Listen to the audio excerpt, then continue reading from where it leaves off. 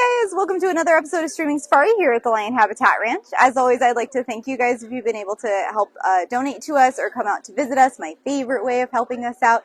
Just a reminder, we are open all year long, including Christmas, because I think it's on like a Sunday again. Is it? No, Monday?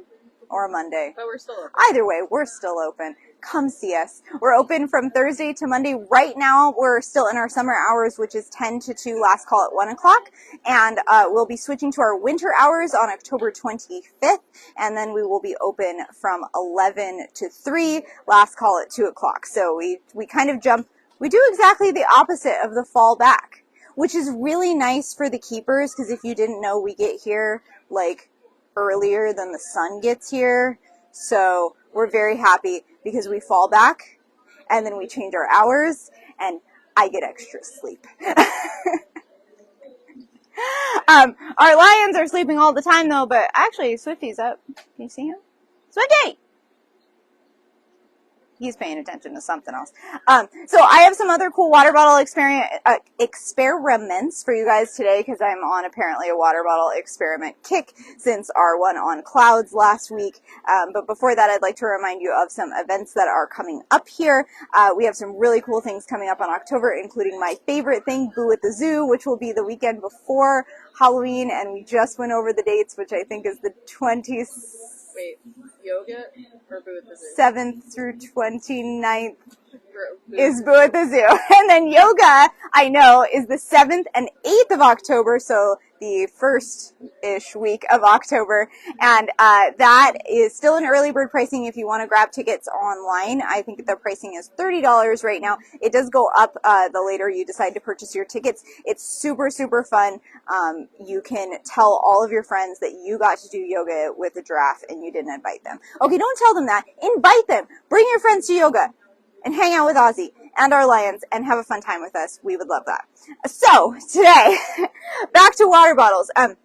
We talked a little bit about clouds and pressure last week.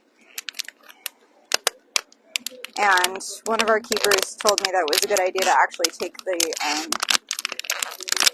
label off the bottle so you guys can see better. So I'm going to heed that recommendation and take that off of there. Hopefully that wasn't too much crackling for you. So we're going to do a couple experiments with pressure and these water bottles again. So you have outside pressure from the air. If you have like a full water bottle like this one, you have inside pressure from the water pushing out and also the air that's inside of it. So we're thinking about low pressure, high pressure, and pressures in relation to each other. What's the pressure inside of the bottle versus what's the pressure outside?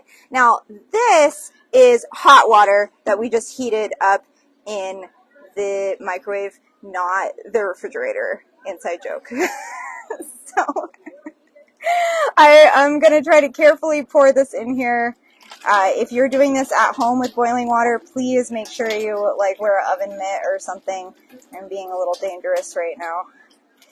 Okay, so this is quite hot water. I'm going to make sure, I'm going to throw things apparently. I'm going to make sure that it coats the entire bottle, so I'm going to get this bottle nice and hot. And so when things get hot, we've talked about things move around faster, right? All those particles are going to move around faster. And then I'm going to empty the water out of the bottle, and then I'm going to put the cap back on it. And hopefully you can see the bottle shrinking.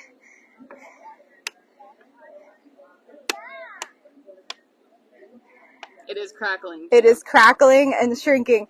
And you notice I didn't squeeze the bottle at all. It's doing that on its own. You can also see a little bit of that steam in there from the hot water. And what's happening is the outside air is actually pushing on the lower pressure inside air. So what's happened is, even though there's the same amount of air in the bottle as if you just had like a regular room temperature bottle, this hot air inside of this bottle will actually allow the outside air that's a different temperature to press in on it.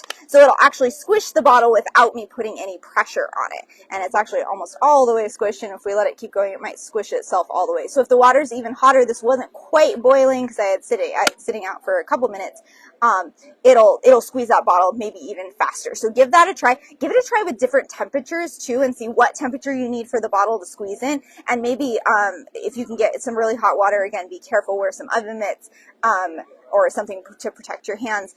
Use a parent if you're a little one, or, you know, if you're an adult, sometimes you need a parent too. And just watch how fast that pressure change allows the bottle to squeeze in. I think that's pretty cool. Another very simple one. Again, if you're a little one, please be careful with this kind of experiment and ask your parents for help.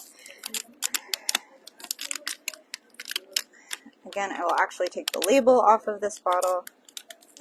Sorry. And for this one, you will need a needle or something pokey. You can also use something like a hammer and a nail or something like that. You can poke one hole, especially if it's like a bigger hole, like you're using a hammer and a nail. What I'm going to do is actually just use this little needle, and I'm going to poke some little holes in the water bottle.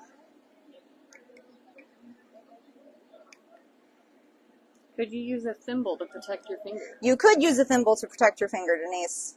Oh, I was going to color our water, but then I forgot. So each time I'm poking one, you can kind of see water squirting out of the bottle, and that's because I'm actually putting pressure on the bottle.